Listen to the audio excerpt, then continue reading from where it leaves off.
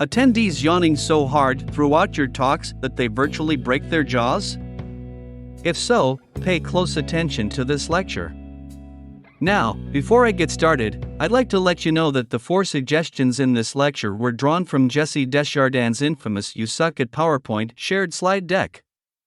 In essence, he should receive the credit, along with Jesse and his outstanding presentation. So, in this lecture, we'll go through each of these 4 design blunders and discuss how we may avoid them in the future. Okay, so using too much information in your presentations is the first error. In fact, a lot of presenters have a propensity to overload their slides with material. Text is used a lot. Making slides that verbatim reflect what you say throughout your presentation serves no use. If you're going to do this, you might as well write an ebook rather than present it. Consider this. Your audience probably isn't paying attention to what you're saying if they're too preoccupied with reading what you've written on the slides. Then what are you doing just standing there? And keep in mind that your target demographic is not a fan of reading. Sending them a barrage of texts. Tumbling with force. The optimal method of diverting their interest. 1 key point per slide is a good rule of thumb. The key is to be succinct. Instead of dumping a load of material into your slide, do the hard work of distilling your idea into 1 or 2 compelling buzzwords. You need to perfect the skill of discarding extraneous items. Make an effort, instead, to transform the data into a visual composition or statistics that your audience can easily digest. Second, you haven't included enough graphics in your presentations. Doubts, to paraphrase Jesse. Candidate is an ideal location to use as a visual focal point in your slides to make a powerful point. If you are somewhat of a pro user and have access to its extensive media library, you will have virtually endless access to photographs. There are presently 100 million pieces in that library that are mentioned on the Canva Pro landing page. You can also utilize free stock photo websites like Pexels, Unsplash, or Pixabay if this is not sufficient for you or if you don't want to pay to use Canva. Just be cautious when copying and pasting any Google Photos into your presentation because the majority of these images are copyrighted. Including stunning and pertinent pictures in your presentations will make them more engaging. Additional guidance on how to pick the best images for your presentations is provided below. First, keep your routine. Try to develop and stick to a visual theme, or perhaps a visual aesthetic.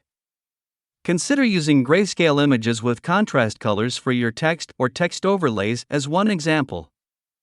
To make them large, multiply. Remember that you are creating space for the individual seated at the rear of the room. So don't use it if it's hard to read or too small. Third, stay away from corny, sticky pictures. Real-life photographs are always preferred. Or, if you must use stock photos, avoid the clichés. The 4th step is to find images with a high resolution. You don't want your presentations to resemble a video game from the 1990s, do you? In that case, make sure your photographs are of sufficient quality. Moving forward now. Producing subpar work is the 3rd error. Indeed. You don't want to use subpar slides, do you? Spend some time and money on fantastic design and visuals if you want to leave a positive impression. Jordan goes on to say in his presentation that there are essentially 2 different strategies to produce these outstanding designs. The first option is to purchase it, which entails spending money on expert photos, possibly securing funding, and possibly even hiring a professional designer who will make the presentation for you. If you have a larger budget, that is. The second option is to steal it, which entails reverse engineering presentations that you find stunning from other individuals. You can finally determine how they were made by disassembling them piece by piece. And the third item on this list, which I would also include, is number 3. The starting point is a Canva template. You will definitely benefit from starting with a presentation template from the Canvas collection. And the reason for this is that a skilled designer has already done the hard work of selecting a great font combination and engaging arrangement, perhaps some picture filters for your images, or even an appealing color palette for you. We are lucky to be alive now. Okay, gentlemen, let me share with you something else I discovered. Using beautiful fonts is one of the quickest ways to create stunning design. Consider carefully what Canva has to offer, as fonts are crucial for presentations. Check out the Canva website for your study. When it comes to font pairing or font mixing, they provide a ton of intriguing materials. Also keep in mind that you can upload your own fonts using Canva Pro. If you have invested in a special typeface for your business or brand, that could be quite helpful. The fourth error is that your designs are disorganized, which means that they are neither balanced nor coherent. Consistent. These are somewhat repulsive visual vomit at this point in the original deck. Therefore, we'll stick with it everywhere.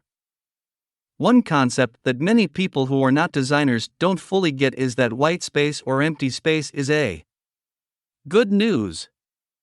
People who are new to design and haven't studied the subject believe they need to. Instead of wasting all of that useful free space on their slides, fill that area. And that's a grave error. You can use white space on your slide to help your audience focus on certain ideas or messages. Use it accordingly. The importance of alignment cannot be overstated. You can establish balance in your design through alignment. Again, Canva is ideal for this because it has a sophisticated system for adding grids and other elements. Lines to aid in lining up the components of your design. Use them, then. Finally, maintaining consistency will enable you to elevate your game and develop presentations that are extremely effective. You should utilize a consistent color scheme, font style, and size for your titles and subtitles. And text companion, your slides design, the formatting and filters you use on your photographs, etc. What? Cohesiveness, fluidity, and a strong visual consistency are what you're aiming for.